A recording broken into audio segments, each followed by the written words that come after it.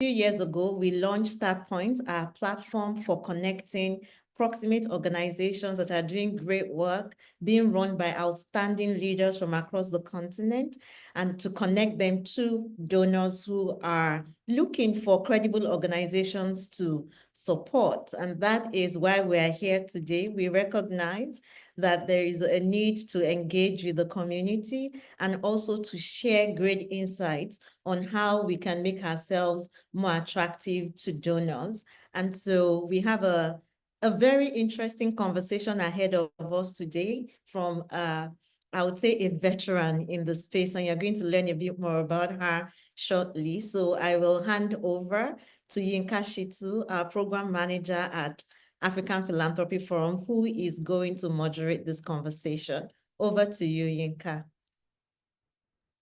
Hello, everyone, and thank you, Masoon. Today, we have the pleasure of hosting Sharon Afandi in conversation with you, our lovely StartPoint community. Now, Sharon is the Equitable Giving Officer for the Segal Family Foundation, and you would learn a lot more about her work from her in her words, because I can't do it as well as she would. So please welcome with me, Sharon Afandi. Hello, Sharon. Hi, Yinka, and thank you so much for having me. Thank you, Mosun, also for that wonderful introduction, and I loved it. Africans for Africa. We have the solutions, and we are here to build those solutions and make Africa work for us. So my name is Sharon Afandi, currently with the Segal Family Foundation. I have a background in grants management and program support. Prior to Segal Family Foundation, I've worked with Porticus. I've also worked with the Open Society Foundation in various sectors in democracy, governance, human rights, rule of law, child protection. And I'm excited to be here and to learn more from our partners and to engage. Thank you. Thank you, Sharon. And we have people from all over the world who are here to learn and to gain experience from you. Now, in your introduction, you had mentioned some of the organizations you've worked in, and it's like you will know the back end of money and grant making and what makes people fundable. So let's start with the hard questions. Is that okay? Yeah, sure. Good.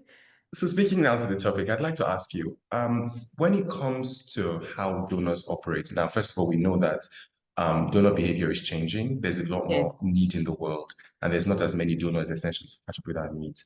Now, in terms of all these places you've worked and all the organizations you've helped facilitate grants towards, what do you consider maybe sort of the top traits or the key distinguishing factors that make certain organizations rise to the top of donors lists?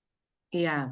Thanks, Yinka. That's a very good question. And really, it's about touching the foundation and the basics, because if you don't get it right, then if you don't get the foundation right, you don't get it.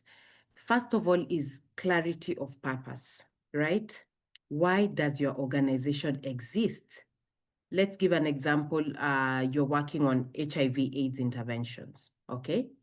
If you're working on HIV/AIDS interventions in the community, then you have to be very clear. What exactly about HIV/AIDS are you working on? Are you working on distribution of ARVs?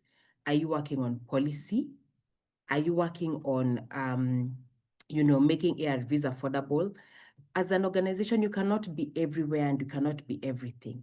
You have to really and clearly define, this is what our organization is doing, and this is what we are tracking, and this is what the impact measurement that we wish to achieve over the next 5 or 10 or 15 or 20 years that will be embedded working in this community. So clarity of purpose is very, very important.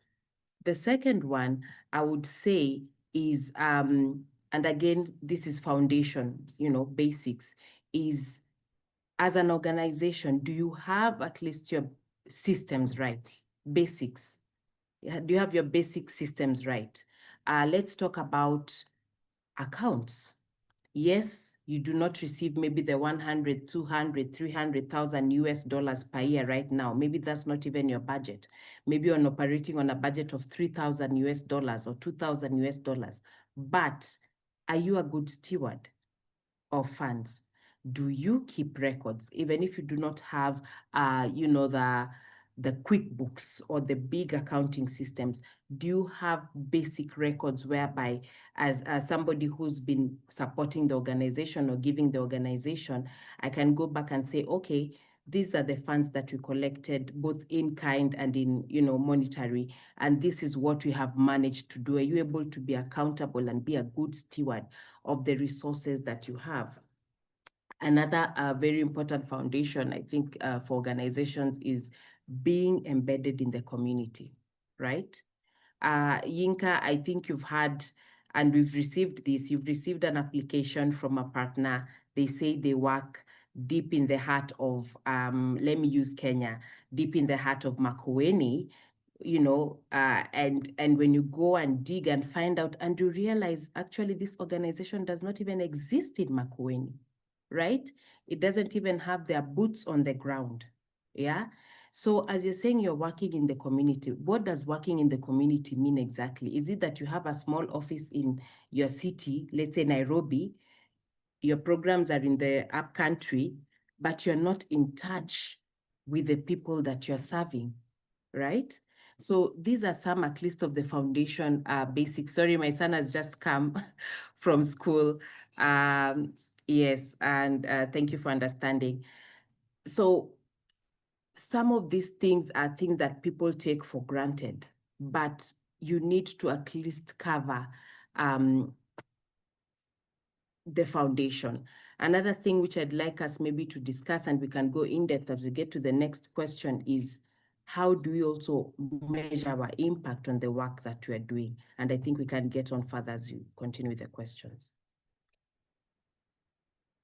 Thank you very much. Very brilliantly said. And first of all, that sets like the perfect trajectory for us to have this conversation from.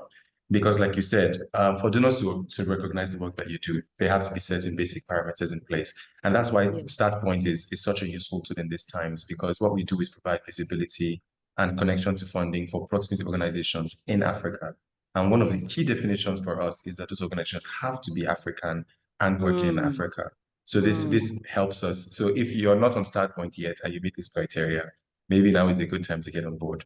Now, picking that up from that, Sharon, this is now sort of broad, how do I put it, broad markers that you say to have. But I'm very interested in what you mean by clarity of purpose. Because as an organization, for instance, who wants to work in disability rights, how do I then ensure that my purpose is aligned with those of the donor that I'm seeking to engage with?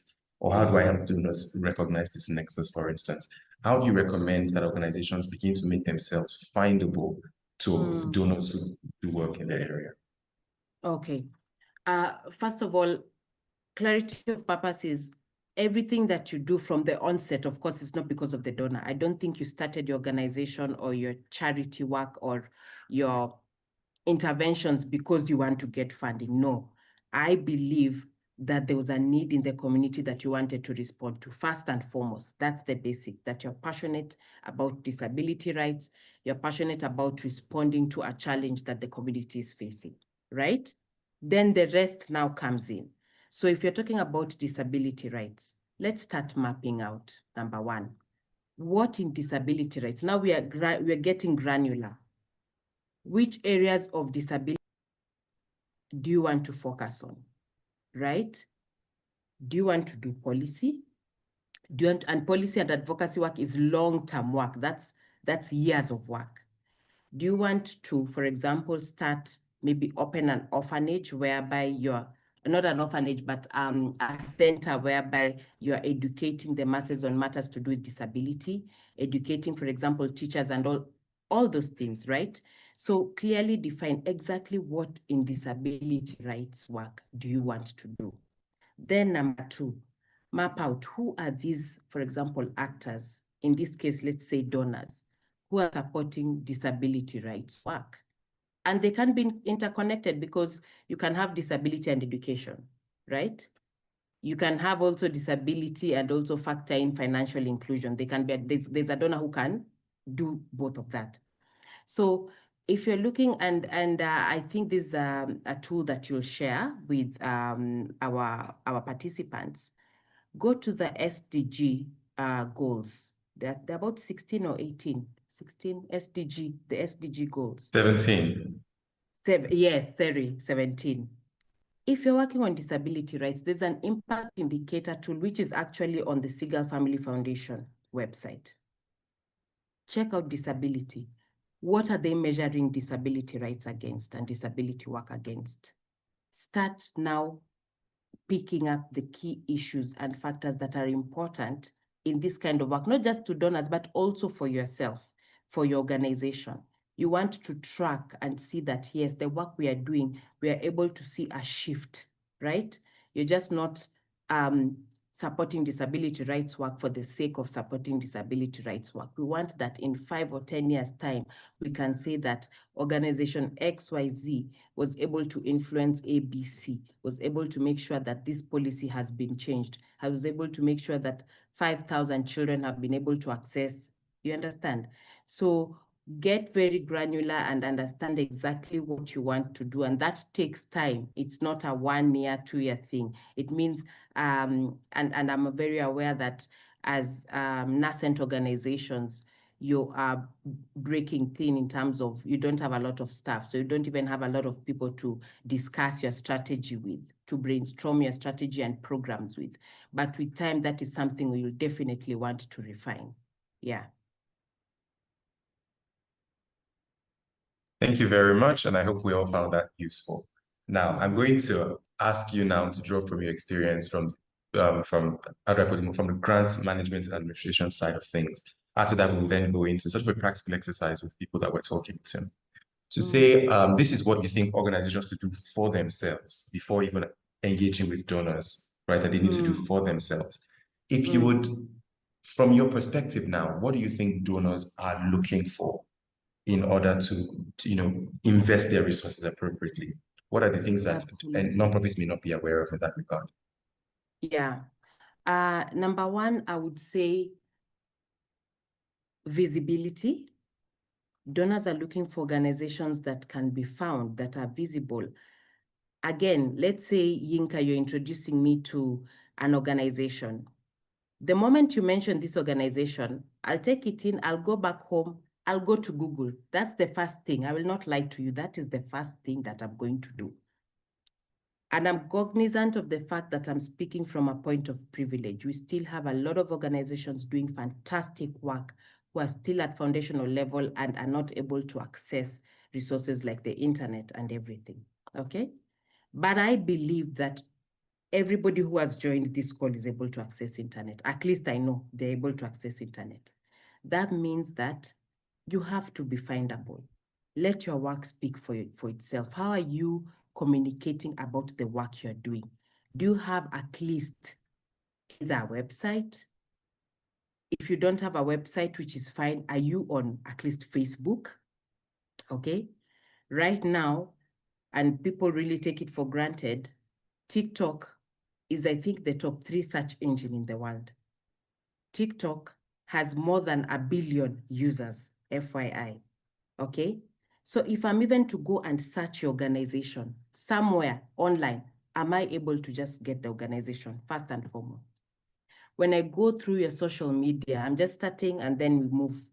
When I go through your social media, am I able to see stories of change? Are you able to communicate clearly what you're doing in the community? It's not just about posting, it's about touching the hearts and minds of people through the stories and through the work that you're doing, okay?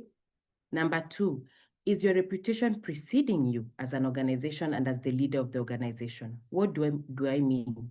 Yes, you might not have, these flashy communication channels and social media and everything, but let's say I'm deep in North Nigeria and I ask, Yinka, I'd like you to, please recommend 5 or 3 or 6 organizations working in North Nigeria. And you'd even give me names. And you know these organizations because you have heard of the great work that they're doing, that their reputation precedes them. Why? Because they have a good relationship in the community. Their work speaks for themselves. They are on the ground. They have their boots on the ground and everybody's talking about them. But most importantly, reputation precedes you because they say the best PR machine is word of mouth, right? You can have all these posters, you can have all this budget for comms, but if your work and reputation does not precede you, then there's nothing you're doing, okay?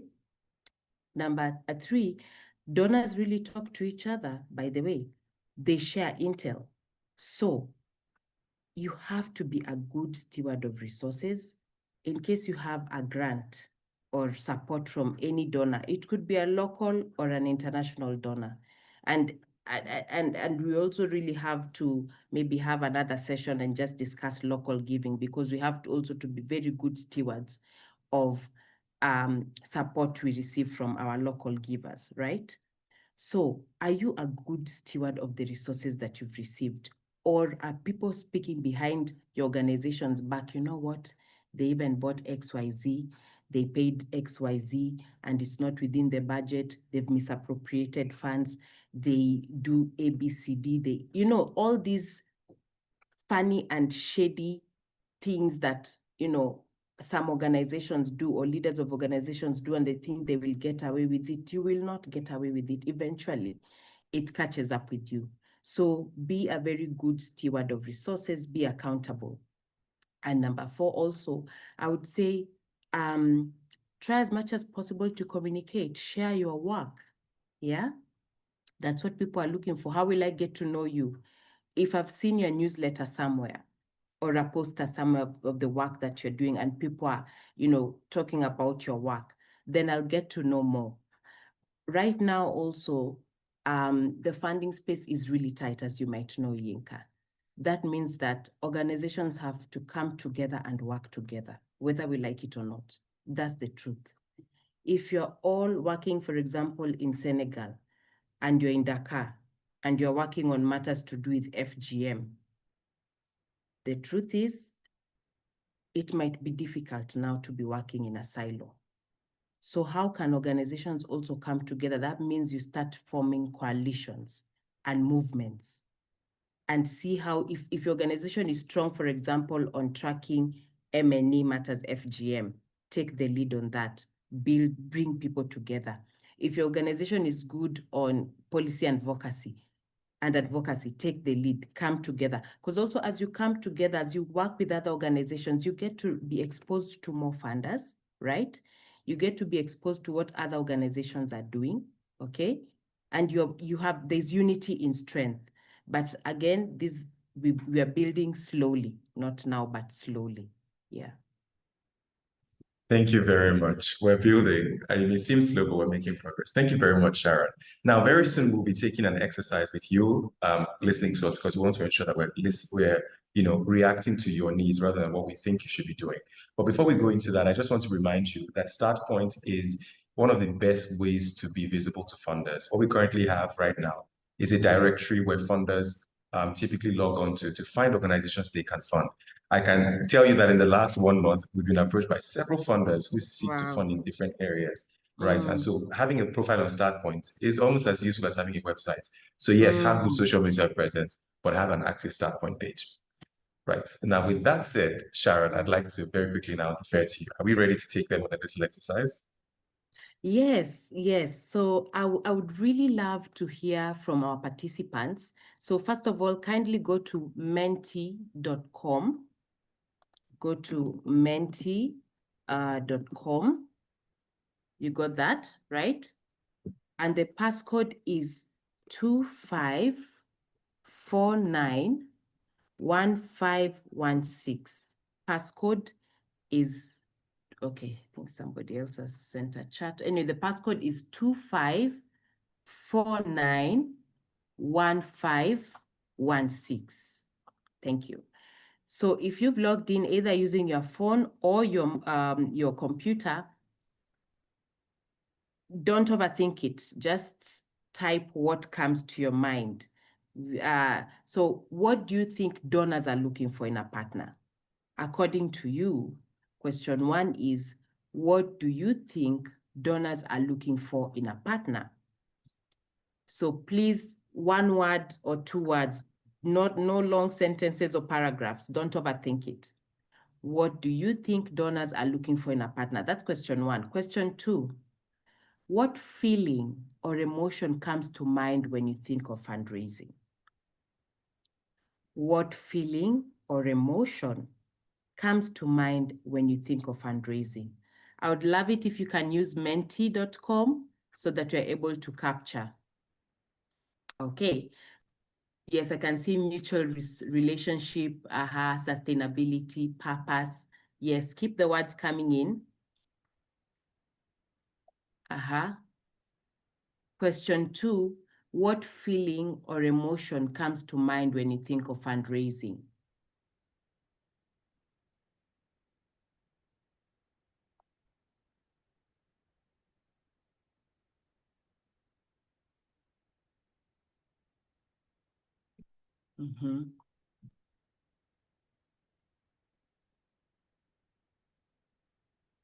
Okay, for everyone who is responding in the chats, thank you for doing that. I'm Yeah. assuming you can't access Mentimeter. So Yeah, now okay. we'll begin to now work through this. Now, Sharon, with what you're saying, what do you think? From what I'm seeing, so question 1, what do you think donors are looking for in a partner? Their muscle to utilize funds. Yeah, so are you able to burn the funds, burn rate? Accountability, nervousness. Okay, I'd like to explore that. Or maybe nervousness is the feeling they feel when it comes to fundraising. Results, ethics, yes. So in terms of feeling, I can see scary, anxiety, not sure, hope, difficult. Okay, yes, and these are valid. These are valid feelings, especially number 2. A lot of people, when they think of fundraising, they get stressed. And it's not easy, especially now during this very tumultuous time where you find organizations are either deciding to cut their budgets. Multilateral and bilateral government institutions are doing that, and you can feel tense. And I agree with you, and it's understandable, and it's good to acknowledge that. But it doesn't mean all hope is lost. And that's why I really love African Philanthropy Forum. I love StartPoint Africa, because it responds to the need that we must fund locally. We must start thinking of local philanthropy. And we have been doing it, right? As Africans, as a people, we have been our greatest philanthropists. We give ourselves the amount of money and remittances that the diaspora give to this continent is over and above aid. The question is now, how do we turn around and have it in a more structured manner, right? So there are plenty of opportunities for us to engage with our own people, to be our own champions, leading and funding our own work. Because at one point, all these multilaterals and bilaterals and American and European organizations will say, we are done. And it's okay. We will survive.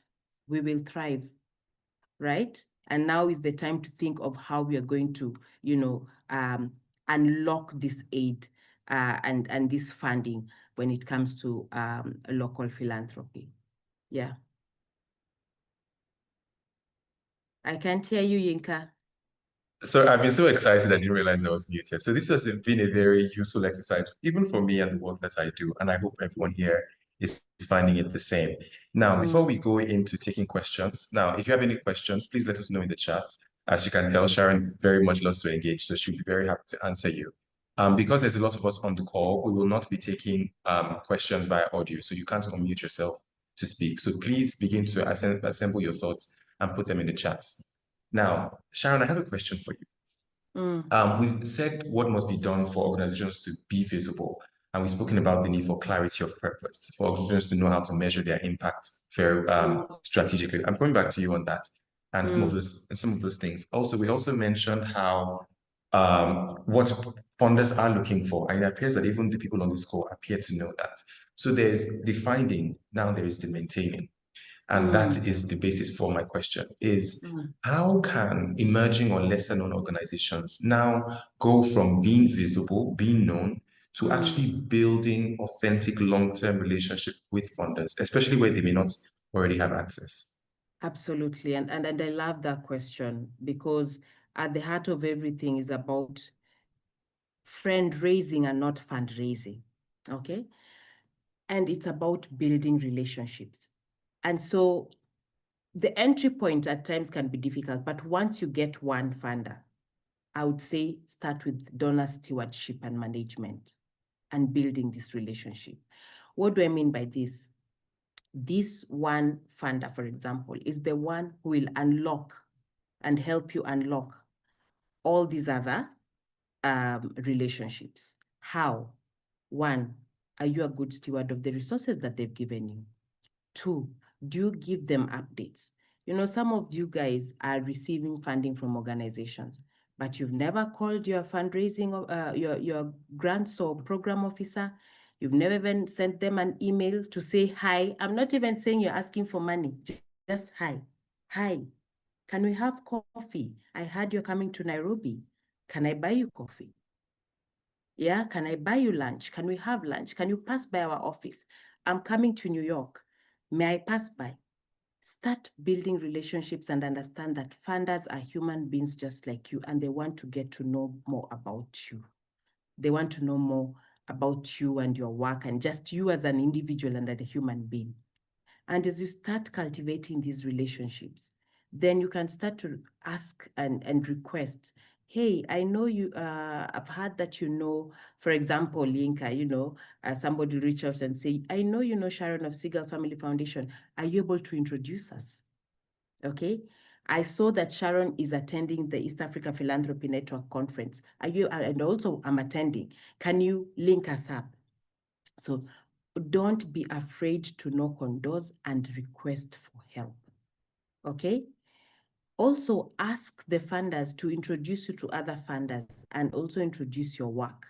They can also do this by sharing your due diligence, because each funder has, you know, some form of due diligence about the grantee. Yeah. Ask them to do that.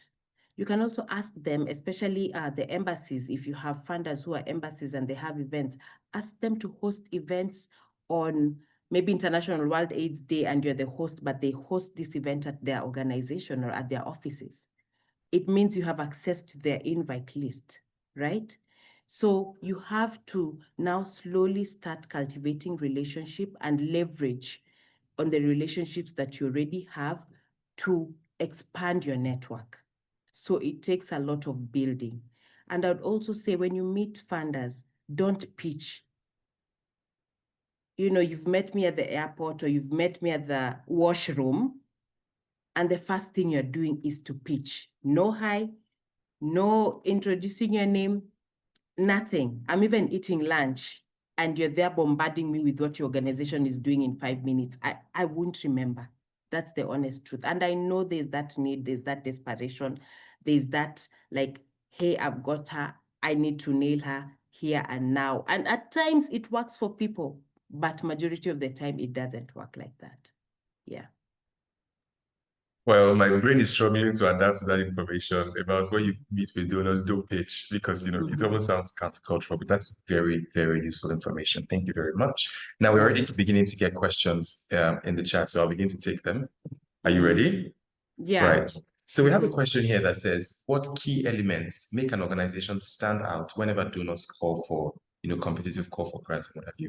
What key elements make them stand out? Yes. Okay. So I believe that that is more of a request for proposals where they're submitting a proposal, right?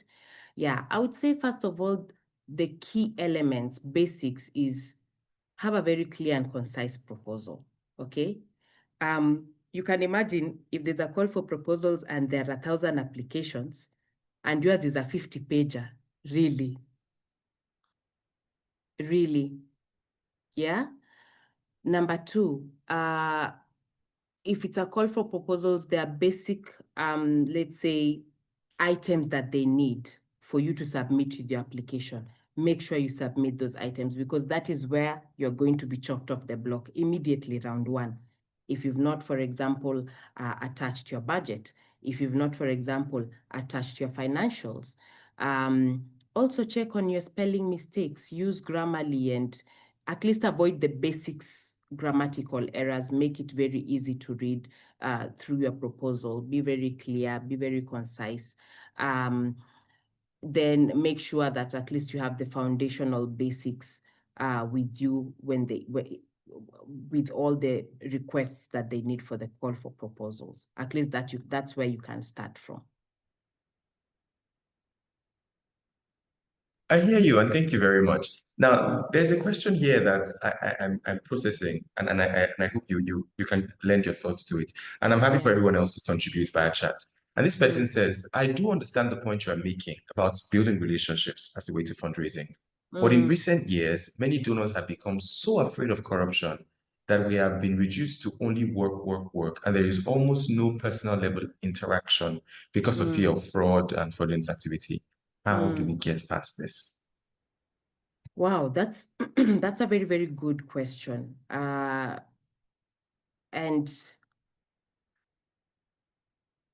there's need for balance. I understand what you're saying, because you feel that maybe if you request me to buy me tea, for example, and majority of donors actually will decline and they'd prefer to buy the tea or the lunch, whatever, because of the power dynamics, yeah? But you feel that, when you request, let's meet, automatically it's an avenue, unfortunately, or a conduit for corruption. And I wouldn't like to think of it that way. And one of the ways I think you can circumvent this is, if, for example, this organization, this funder has offices in the country operating, then request to go and visit them at their offices or invite them to your offices. You're making it public. You're not hiding, right? You're meeting in public spaces. Also, be accompanied with other people so that it's not a conversation of it was me and him. And if you're feeling that you still don't have that confidence or trust and feel there'll be a lot of gray areas, be accompanied by 2 or 3 people. So those are some of the ways I think you can try and circumvent. Or you can even decide, if you're not able to meet physically, have a call on Zoom, invite people who need to be on that call so that you can start establishing the relationship. So those are some of the ways you can just slowly circumvent. Accompany them on a site visit. So it doesn't have to be in a form of way whereby you're cornering someone and they have to meet you privately. Yeah. Find avenues that make them feel comfortable, either public spaces or where there'll be other people. Yeah. Thank you, Sharon. That was very useful. And now to something you said that since you said it, I feel like I have not been able to sit, with my back, because I keep thinking about it. And someone is speaking up and saying, if you say don't bombard and don't pitch, how would you play it? If you met a funder somewhere, what exactly should you do? Okay. I mean, maybe I should paraphrase, not to say don't pitch per se, but don't bombard, right? So Yinka, let's say I've been informed, hey, Yinka is at which hotel is there in Nigeria that's famous? Radisson. Is there Radisson? I've not been to Nigeria, but I hope I'll visit these fine days. Yes. So, they know Yinka is coming to Radisson. It is actually at the lobby and is having some tea and is with some people. And one of the people there knows you and is able to introduce me. So I would request, hey, are you able to just introduce me to Yinka? Just a hi. That's it. If possible, hi, how are you? It's good to meet you. My name is Sharon. Welcome. I'm here for ABCD. Enjoy your afternoon tea. And may I have your card, by the way? If they give you your card, if they give you their card, well and good. Or you can even ask this friend to now follow up with an email later on, or even an informal meeting later on. But I don't think and at times it works for people. Again, some people are lucky, it works. But nowadays I've realized that a lot of people do not appreciate being bombarded during their private space. Others will make time for you, and actually we should. But if you're, let's say, 50, and you want to meet me and I'm there at the lobby, how is it gonna work? How is it gonna work? Yeah. So if you can find spaces, you can also, let's say it's a conference, find some space during lunch hour you might find that I'm serving. Start a high, talk something about the food or the culture or the whatever, something that has interested you, and then try and pick it up from there. Again, this is a skill that is learned over time, to be very honest. People learn over time. It's not something that, you'll get it there and then. Others are lucky, they pitch and they get assisted, but very rarely, majority of the time, you'll find that it's been follow-up conversations over a long period of time. If you can get people to introduce you, the better. And again, sending a cold email never hurts anyway. You have nothing Never to hurts lose. to try. Yeah. Yes, I agree with you. And I think it goes back to a point you made earlier, which is to say, attempt to engage with people as humans first. It changes the game significantly. Now, here's another one for you. It says, my question is, if your organization has no traction, no testimonials, no impact statistics already, does it mean automatically you are not interesting to donors? Does it mean automatically? Sorry, You does are it not mean interesting to donors. Okay. Wow. So if you have no traction, no impact, what have you been doing? I don't believe you don't have impact. I think it's a question of how have you been measuring your impact, right? Or you don't even identify. You might actually be doing very great work, but it's how you're capturing your stories, how you're capturing your data, how you're capturing your impact. I really don't believe that an organization can exist and not have, it's not doing anything in the community. Then what are you doing? If I may ask, really, and that's a very good question. I want this person to respond. If you have no impact, then why are we working together? If the work that you're doing is not impacting the community, why are we working together? Why should I support you? Tell me, why should I support you? So, hi, Sharon. Sorry, Hi. breaking the rules here, but you said they should answer. So, it's my question. Oh. And the reason I asked this is not because maybe you don't have any traction or something very tangible to these Yeah. donors. It's more like you're just beginning and you have this vision and you've maybe done a pilot phase and you're thinking maybe now I need funding. I mean, what you're Okay. working to build, you've tried to bootstrap for some time, but it's not working or it's not producing the result that you hope for and it's not very sustainable. So now you Yes. want to get into now acquiring donors and doing more. But now you Okay. don't have Okay. enough. So am I just not interesting to donors since I don't have like Okay. Thank you. I get you now. Thank you for So that. But Sharon, before you respond, I just want to reiterate that because of our numbers and because we're trying to ensure that we can take everyone's questions, we will not be taking questions via audio. So please, thank you, Diana. Sharon, please go on. Okay, thank you. So I'll attempt to respond to that as quick as possible. I've understood you, Mary Liz, and I think it was a matter of maybe semantics or something. You've been working, right? So what you need to do is track. I believe you have a track record of what you've been doing and what it has led up to. Yeah? Document all this. We want to work with organizations. We want to take a bet on you because you must have that one funder or one supporter who must take a bet on you so that it can unlock other funding opportunities. So it's a matter of just how you're packaging. And that one is something you can, sit with someone and they can help you to do that. Yes. Now we're going to go at a much quicker pace because we're running into questions. But while this is happening, I saw an interesting comment where there's a funding organization saying they're trying to find ambassadors for work that they're doing. So if that's along the lines of your work, please respond. StartPoint is literally the place where we connect people. So I'm glad that it's happening. Now to you, Sharon. Someone is saying, how can now this is a question we've touched in different formats, but we kind of flood it. It says, how can a young organization get grants? It's always difficult, in terms of sustenance because people are funding from out of pockets, but at a point that loses steam. So how do we get out of this rut? Wow. Yeah.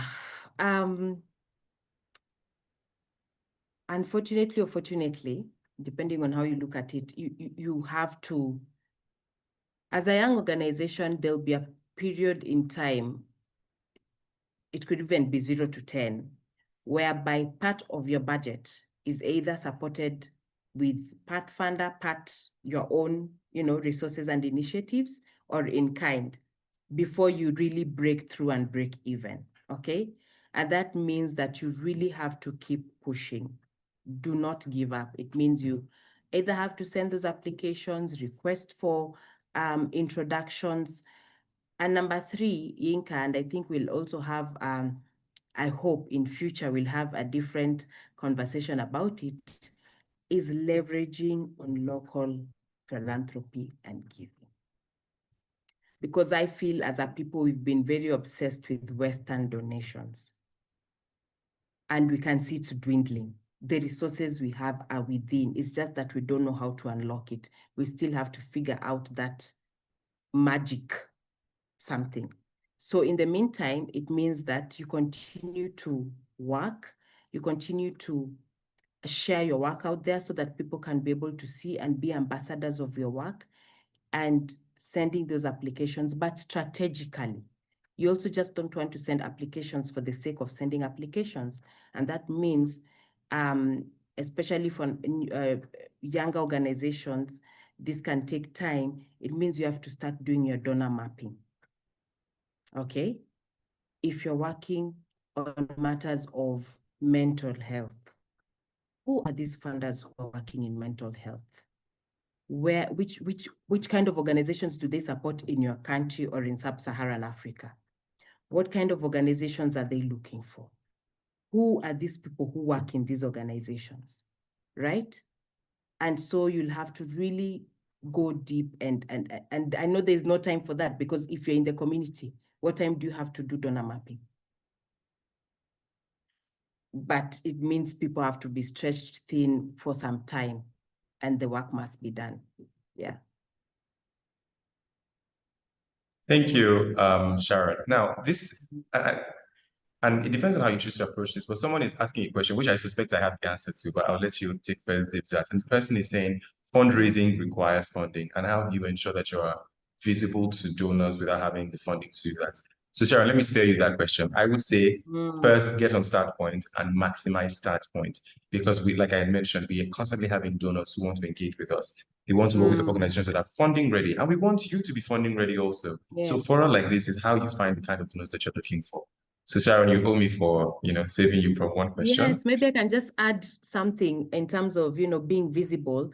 If there are conferences that are happening within your country or your region, and it's in an area that you're maybe an expert or you're good at, be on the panel. Find a way whereby you even lead a conversation. That is how you start also being visible. Submit a paper. Let people read, what you're doing, or present something. Visibility is not always about, just being plastered everywhere. It's also being strategically at the right time, at the right place. Join StartPoint Africa. I know they do usually, APF has very good conferences. Attend these conferences, both online and offline. Be on panels where you're able to speak. Position yourself as a thought leader. Yes, I would say, first of all, as leaders, are you on LinkedIn? Let's start from there. Do you discuss about your work? What brand, what messaging, what outlook are you giving on LinkedIn regarding your work and you as a person, as the leader of this organization? Yeah. Thank you, Sharon. Now, I want you to give us a bit of a teaser. And for everyone who is joining this session, we do hope you will join us for future sessions, because I assure you what we will be sharing will be useful for you. But you had mentioned local philanthropy as a potential viable source. Now, as you talk about being visible to donors, someone is asking, and you can just give high-level highlights, is how do we access African philanthropy? Are there new funding streams or crowdfunding strategies or generally opportunities for funding locally that we should begin to look towards? Okay. I can say Nigeria has really started being very intentional, and I wouldn't say that I have in-depth, knowledge about it per se. I'm still learning, but if I'm not wrong, Yinka, I know APF is one of the forums that's really pushing African philanthropy, if I'm not wrong. I know there's also a national philanthropy office of some sorts in Nigeria, a family office that's really trying to bring in industrialists and entrepreneurs in Nigeria to give locally. Maybe I can come to the Kenyan context. And there are various platforms. For example, there's Mchanga. I think Kenyans know of Mchanga. I know there's something like Give Directly, which is now internationally. But if I'm to go back to the protests that happened in Kenya last year, I think you all know about it in June, the Gen Z protests. Let me interest you and tell you that during the day of the protest, I think the highlight, the main day, in 6 hours, okay, when we were at the thick of things, Kenyans raised 30 million Kenya shillings. How much is that in US dollars? 30 million in USD is about is about 231,000 in 6 hours. That means we're a population of about 52. Each Kenyan gave less than $1. This was not meditated, okay? People didn't overthink, but people gave because it touched their hearts and minds. There's something that made Kenyans rally behind these people and gave less than $1. Even $1 is a lot of money. I think less than 50 cents. That means that as an organization, if you can sit down and think, okay, how can we fundraise from our people? How can we make our people passionate about this cause that I believe in? And I believe it's a good cause and it's helping the country. How do I need, we need to stop thinking that we need big money from people. Because if you have 3,000 people giving you $5 per month, that is covering something. Or $10 in a year, consistently, it will cover a budget line and it will cover some of your work and they will be involved. So the question is, how do we now start thinking of making our people more involved? And it also means being very accountable, being very open with the resources that you receive, right? Those are some of the strategies now we need to start thinking. How do you also encourage our governments to give tax breaks? Yeah, because these foundations, these Western foundations give because their governments give them tax breaks. It's not for anything else. Okay, it could be, but it's one motivator, right? So I think these are conversations that can be discussed more in depth. We can't finish here and we can start brainstorming, on how we can. That is correct. Yeah. Thank you, Sharon. Aren't you such a delight? Now we are entering the final half. If you haven't already sent your questions, please do. If not, we may be able to answer them via social media platforms later. For everyone who is joining, if you joined in late and you're enjoying yourself, rest assured that we will be providing a recording of this session to those who joined the session, but only if you're registered on StartPoint. There is no two ways about it. And so now to a question that I imagine, Sharon, you've heard time and time again, is the sustainability question. So this person says, many donors are constantly asking about sustainability, but how realistic is this expectation in a high poverty or crisis-prone context, and how should we frame our response? Yeah, that's a very good question. And I remember I was having a conversation, I think 2 weeks ago with someone, and I was like, I don't know, I'm torn between, the sustainability question and the realities on the ground that not all organizations can be social enterprises, right? Or move towards being social enterprises. And so I would say that this will take time. This will take time, especially for a new organization. I don't think it's even viable for you to start thinking of social enterprise if you do not have your structures right in the first place. Because you must have your structures right, you must have now your programs working very well, then you can start thinking of a social enterprise and how you can make money out of it and create systems. But it is possible and we need to be thinking about it. Maybe Yinka, I would love to hear what your thoughts are on that. I'm still grappling on how best organizations should really position themselves. And I hear you. Thank you very much, Sharon. And it's okay for us to leave it open-ended. So I think here's my challenge to everyone who thinks they have a question. Let us know what you think in the chat. And please, you can reach out to us on social media. Tell us your thoughts on these topics. Are there areas we agree or disagree? please let us know. And with no questions left to go, I'd like us all to give a virtual round of applause to Sharon Afandi in the chat. Thank you. Right. Thank you very much for taking the time to walk us through this. And you've covered quite a lot, and some of them around you've covered quite a lot, some of them around what organizations need to do to position themselves. You've also given us insights into what donor priorities are, and you've also given us practical, everyday strategies on how to better engage with donors. And for that, we're grateful. We will share the recording for everyone to go over. Handing the baton now to Lisa Ikeren, the Growth and Engagement Officer for StartPoint.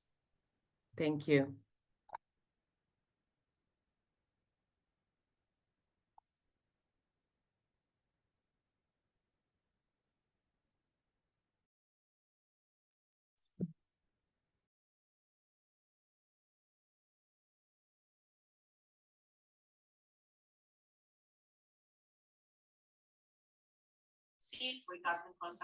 Are we done? Oh, yes, we are. Apologies. Not to worry. I'll just take this. Thank you very much for sharing your screen, Lisa. So for next steps, if you enjoyed this, then you would enjoy the 24th of June even more. So please stay tuned for updates. If you are not already on StartPoint, please go to startpoint.africa to create an account. If you are unmuted, please mute yourself so we can share this information clearly. Right. In terms of some of the things that you can look towards joining on StartPoint, like we mentioned before, is access to exclusive grant opportunities. Not every grant makes it to the headlines, but we have first dibs. So if you're on StartPoint and if you're in our community, you get first dibs on those. We will also be sharing your information from time to time with donors who are seeking to fund in your area. So please get on board, be active, be at these meetings. And we will also, now, we have a gift from Sharon. Sharon has not only shared her expertise, she's giving us resources to go home with. So we will be sharing resources from Segal Family Foundation with you in your inboxes. So please look forward to receiving those. Thank you very much, everyone, for joining us. Mosun, are you still with us? I want to say a few words before we go. I'm here. Thank you very much, Yinka, for facilitating this session with Sharon. And Sharon, amazing, amazing. I want to say thank you to everyone who has been active in the chat section. We do have some time, and I saw a question, Sharon, that I think it's important that you answer. And that is the question around handling the emotional toll of being turned down. It is a lot of what goes into grant application cycles, or, a lot of nonprofits send multiple applications out. There is a very long process, a very long wait period in some cases. And so there can be discouragement when they are not successful. So it would be interesting to hear what words of encouragement you have for members of our community. Absolutely. And thank you so much for that question. I saw it and was like, oops, time is not on our side, but I hope we're going to respond. I cannot begin to fathom how it feels, to write maybe 50 applications, and out of the 50, you're not even maybe getting a response, or you get one. And also for us who review the grant applications, it breaks our heart, because at times you feel like, I wish I can give all these people the funding and support, but you are working with a very limited budget. And of course, a limited also their criteria. So what I would say is, do not give up. I know it sounds cliche. Maybe it's not what you want to hear, but do not give up. Please don't give up. If possible, at times, I know some, come back and write to us and ask, why didn't you consider my application? That time, maybe there were 5,000 applications. You've received another 10,000 emails for inquiries, and so nobody's responding. I know it's difficult, but please don't give up, keep pushing. And that's why we are saying, try as much as possible to slowly build relationships, so that if the organizations where you've sent an application and an officer, then you're able to reach out to them and ask them, where do you think I went wrong? But please don't give up, and keep pushing. Something will give. Yeah. Thank you so much, Sharon. I really appreciate your taking a moment to respond to that question. It's a very important one, and one that the response I totally agree with. You have to keep going. You have to keep pushing. You have to keep applying, and knowing that your work is valuable to the community. Yes. And the truth, the hard truth, as Sharon shared, is there are limited resources. But as we continue to build relationships, again, at the beginning, Sharon made reference to fundraising. I am a firm believer in that. People give money to people they like. They give money to people they've built relationships with. They give money to people they've worked with or heard about for a really long time. And in cases where they may not be able to fund you, they like your project so much that they are willing to recommend you or introduce you to somebody else. So the key is ensuring that we are delivering value, we're making impact that resonates with funders and resonates with even the community we are serving. And so that tells our stories of, obviously we have to tell our stories ourselves, but the people themselves will tell the stories. And I saw a lot of questions around, oh, what if you don't have anything to start with? I've been raising funds for 3 years. Nobody has supported me. It takes money to fundraise. Yes, all these things are true, but you have to have skin in the game. You have to start with yourself. You start with yourself, you start with friends and family, and then you do all these things that we're sharing today. Join StartPoint. Yinka has mentioned that repeatedly, and you're seeing it up here. The whole point of StartPoint is to enable organizations like yours that lack visibility, that don't have access to the big donors, to get that access that they need. Just being on the platform alone is your own website in a way, because I saw someone asking in the chat, you even need money to build a website. Not necessarily. It starts with social media. If you already have presence on social media, your StartPoint profile is a place where you can be found. So there are many relationships and networks that you can leverage to start with and then begin to connect with others. And again, another point that Sharon made is being visible and being at events. Any event you hear of where nonprofit organizations are gathering, you have to be there. You have to get a seat at the table, volunteer. If just volunteering puts you in the front of people, puts you at the table. So those are a few things I want to add. I know it's a long journey, which can be frustrating, but our work is rewarding at the end of it also. We have to think of our end goal, why we got into it in the first place, and not give up.